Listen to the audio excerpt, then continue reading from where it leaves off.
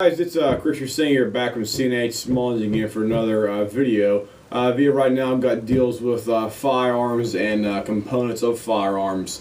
The first thing I have in front of me here is what we call a drop case. This one here is a Russian RPD drop case.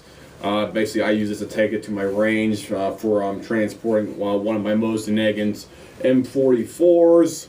It's made out of like a brownish canvas material, and it's it is very well made. I really like it, and it's perfect for transporting the M44 because of the actual size of it, and it's very ruggedly built. Got nice canvas straps on here. I get a couple ties around the bottom here too, and you got a nice big loop around here for it, so you can just carry it around just like that whenever you're moving around, or you can just sling it on your back for that.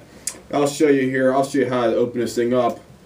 This thing has two wraps. It has one right here, right in the middle of the section right here, and it has one down at the bottom as well too, right down here. So basically what you do is undo those. You just pull the wraps apart, and you can slide out of it relatively easy, just like that, and you just slip it around there on the outside. The bottom one comes out, so you got one big one on the bottom, and your top one up here, you have another one here that fits around here, and just loosen that up like so. Take it out about 3 times around. Say one, two, well, maybe about 2.5 times around here. So that's basically it. You open it up. You have your strap parts on the inside right here like so. Then you take your firearm, you slide your firearm out of here, and you set it down here, and you open the case, and you move your firearm slightly back a little bit here, and you put it back up on your place where you have your shooting range parts at right here and stuff like that, and you slide your firearm out of there like so. Mine, I got it, it's sticking up a little bit. I have the thing, I got the condom on the top of it, as I call it, right there. All I do is put a blue pair of gloves on the end to keep the muzzle okay. And that's basically how you store your gun if you're transporting it. I got an M44 here. I got a few of these. I really like these ones because they're nice and short. There's these are the carbine versions of the 9130 out there. They're basically a cut down version on here. They seem to have a thicker barrel on these ones as well too. You can see it here. You can compare the barrel thickness to the barrel thickness on the 9130 Mosin Nagant. The barrel looks like it's just slightly thicker on here, so it's basically able to chamber the same round as the original 9130 out with no problem. I think these ones typically like heavier ball ammunition because I got surplus 147, 149 grain Russian ammunition. I shoot that in it. I shoot PPU ammunition is 182 grain full metal jacket boat tail, brand new production ammunition. I shoot that. Plus I shoot the match ammunition as well too, and it shoots perfect in these guns. I also shoot the Russian LVE. It's basically what they call their sniper round. It's 200 grain. Ammunition, same thing, it's full metal jacket boat tail, all brass case, anything else, and this thing absolutely loves it. Now, in the factory, these M44s do not come with the sniper bolt in it. I did sniperized about, I don't know, about a year ago, I think, by a guy on eBay. He did it for me for like, I think 45, 50 bucks. What you do is you basically send him your main bolt body right here, and he basically cuts off the other one, and he ships it back to you, so you get your bolt back and you're ready to go for that. And that's basically everything that he did for me right there. Let me see what else I was gonna say. Yeah, these guns can shoot just about any ammunition you put them in out there. The next thing I got to talk to you about here is, let me put this thing down here for you guys, is bolt heads on here, Mosin Nagant bolt heads. My one Mosin Nagant, the bolt head was getting pretty pitted on here, And whenever you want to change out like any components on your bolt for your gun out there, my Mosin Nagant M45, you get your bolt head, you got your main body, you got your bolt holder, you got your rear cocking piece, plus your firing pin and the spring down inside there. Anytime you replace any of those components on your gun, it's always recommended that you basically the headspace of your gun after you do it. Basically, I ordered a couple gauges from Oki headspace and gauges online, and because I'm going to replace the bolt head in this one with this new one here. I got a newer one I got off the line on eBay. It has like virtually no pitting on the head on here, where the one I have my gun right now, it does have some minor pitting around the bolt face on here. I can show you it right here if I can with the camera. I don't know, it probably won't zoom in, but on here you got a lot of, let me see, along firing pins here. You got a lot of pitting around here where your firing pin protrudes right here, and that's usually caused by corrosive ammunition or somebody not cleaning the gun after they use it out there, because corrosive ammunition, you must clean your gun as soon as humanly possible after you get done shooting it, because whenever you fire corrosive ammunition, they have corrosive salts in the primer compound. Basically, they put them in there to make sure the ammunition lasts almost indefinitely out there, because you don't know how long you might need your ammunition for, so they made it like that so it'll basically last for me 50 or 100 years, because it tends to last a lot longer than the standard ammunition that's non-corrosive. So anytime you use corrosive ammunition in your gun, you always have to clean it out within, I'd say, half an hour, 2 hours, or it's basically clean out the same day you have your gun to range, more quickly if you're shooting when it's hot and it's very humid outside, because corrosive ammunition, when you shoot it, it tends to distribute salt down inside the barrel, the breech, a chamber, and stuff like that. And those salts stay in there, and any way to really wash them out is to use hot boiling water. I personally recommend, if you, in your house, you can do it two ways. You can get a big glass of water, put it in the microwave, and basically dump it down inside the breech chamber, and just make sure it's hot boiling water. Or the other alternative is you can, if you have your hot water heater in your house, turn your hot water heater all the way to high, and let it heat the water up probably till it's like basically it's a max setting. I don't know if it's your hot water heating has like 1 to 5 settings on it.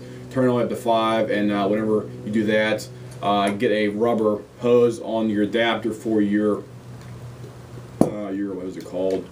Your faucet in your basement. So basically, when you put a rubber adapter, you have a big, about a 3-foot long hose, and hold the hose right down inside your chamber in here. I'll show you that.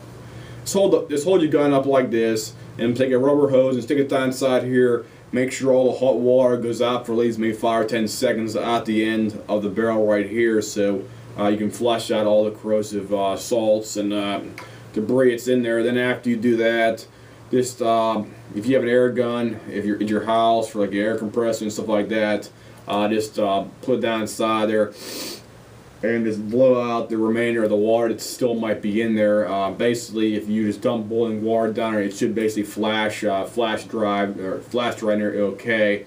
But I always recommend just blowing it out with an air gun if you can, if you have one readily available, and that'll basically take care of the corrosive ammunition problems out there for that. And the last part is, whenever you're done with your bolt, shooting your gun, actually, with your bolt on here, take your firing head pin off, or it's this one here, right here. Take this thing off your bolt. You can see right here the same thing on here. Just uncaulk it on here, and just take this thing off here, and clean off the firing pin. Put some hot water on there, clean the firing pin off, and soak this thing in hot water, and just get a good blow off on here as well. Then just clean it out like you normally do after you get done shooting your ammunition. And after that, just let it dry somewhere. Then just do a regular cleaning. You get a bore snake. I got a couple bore snakes from my 30 cal gun here. Just put a couple dabs of stuff on there, run it through about 2 or 3 times, and your bore should look basically good as new on there for that. So that should be the easy way to do it right there for you. Get this back in here. And that's basically a review of using that specific type of stuff. My next thing here is, let me get this thing sit over here first. Yeah, I'll tell you about the your headspace and headspace for putting a new head bolt or a new caulking, not the caulking piece, the head part for your firing pin mechanism on your bolt. Whenever you do that, you have to get an Oki gauge. You can either get 3 gauge. You can get a go, a no-go, or a field gauge. I recommend getting the no-go and the field gauge because most people shooting their Mosin Nagants are going to be shooting surplus ammunition, and if they shoot that, they might also be using brand new production ammunition such as PPU, Wolf. Let me see what else, Winchester. Because the no-go gauge is a general good gauge to make sure your chamber has enough head space in there properly.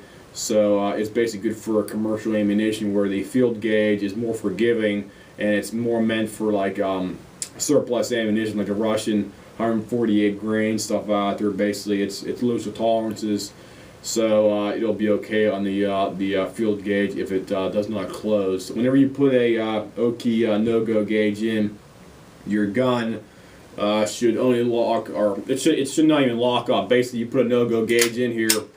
You put it right on. You put it right on the actual bolt face right here. I think it's magnetic. I can't remember what it was, but it's magnetic. You put it on it here, and you put it down inside here like this in here, and you slide your bolt up in the gun. And once it does that, you should be able to turn it by that much, and the bolt will not want to lock up if you have proper head space in there. If the bolt goes completely closed like this with the no-go gauge in there, you have excessive head space, and that can present a problem if you switched out any bolt heads recently, or if you're using new production quality ammunition out there. So if you have headspace problems, either take it to a competent mechanic and see what they can do about it, or if you can't do anything about it, try to swap out some more components on your bolt, like the bolt body. Try another bolt head if you have one laying around. Try another caulking piece. Try another firing pin. If you get a bunch of parts laying around, try to interchange them and see if it may not close, because on the no-go gauge, it should only go closed parts away, like right by there, and you should stop it because you do not want to strain it and possibly do any damage to your gun. So that's the explanation for that part. And next thing I have here is firing pins. I had my XKS. I was getting cleaned up, my Chinese SKS. I'll make a video of it here probably shortly, within a week, about firing pins for the SKSs. I have a few of those SKSs. I got the Chinese early Sino-Soviet one, and I also have a few of the M59 66 Yugo, the last Yugo SKSs they made on the market out there back in the 60s.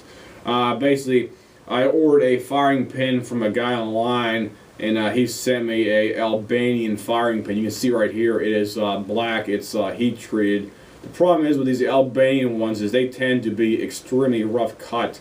If you can see it on what I have in front of me here, the parts, all the flat parts on here, they're very rough cut on here, and even the firing pin head right here is a little lopsided and all belong on one side, and even where it's taper part, it is not mirrored polish or nothing. You can still see the lines cut into the grooves on here. My other firing pin, this one right here, was one of my Yugo SKS, the M59 version, and you can see it's completely different than this one right here. It's a nice tapered part, nice and shiny on here. The whole thing looks like it's polished up very well, and the difference between these two is whenever you're shooting around, if you have any problems or burrs or grooves on your firing pin head right here, they can possibly lock up in the gun and either cause slam fire or misfire or something like that. So please, whenever you're buying a firing pin, either get a Chinese, Russian, or Yugoslavian one. I prefer to have the late style, the flat firing pin.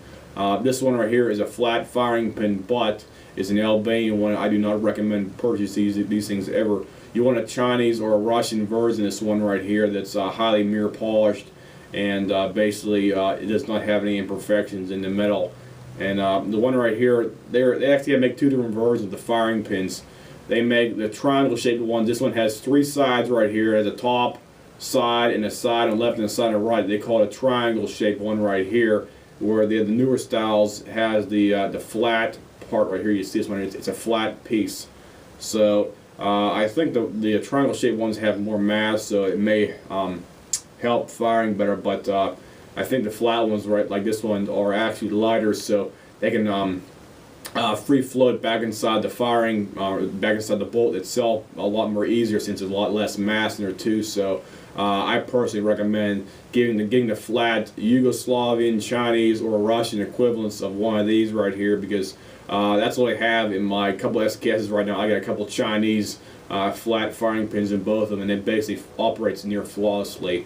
And the other part is, whenever you do take your firing pin out and put a new one in there, it's always best to clean out the entire hole bore where the firing pin situates down inside the bowl itself, because if you do not clean them out, they can have slam fire and stuff like that. So I recommend soaking it in carb cleaner. And after you get done with that, maybe put some brake cleaner down inside and then basically scrub the entire piss out in there, because they have caused when they start sticking in there and causing slam fire. And that's the only real way to get rid of that problem right there for that. So the last thing I got here is a SKS AK-47 style cleaning kit right here. I purchased it online for one of my SKSs because I did not have one when it came from the factory. When I got it over to the internet, I don't know, a few years back. They have your main components in here. You get your head, get your main body here. You can put all your tools in the side right here as well. They have, let me open this thing up here. You got your AK-47-74 pin and knockout, the retaining pin, and your bolt right here. You got one component right there. Next component is your jig right here for your cloth. Put your cloth down inside there as well. Next part is your pin right here as well too. And the last, let me see here. I got two more parts here. You got your other two parts. You got your get out of there. You got your cleaning rod right there. That's good right there. Looks like it's in great shape. So that's your cleaning brush, I should say. Sorry about that. And you got your screwdriver right there. Your last part, your screwdriver. And you can use these by putting it on top here like so. Whenever you do your cleaning like this thing acts as a screwdriver, as you see right here for that. I don't have a detailed explanation for some of the stuff because I have hardly ever used these things myself. So that's basically how they work, basically. So you get one. So you got about, 1, 2, 3, 4, 5, 6, 7. You got 7 components of your cleaning kit if they come as a whole kit on it, where some parts only have maybe 2 or 3 in a clean kit.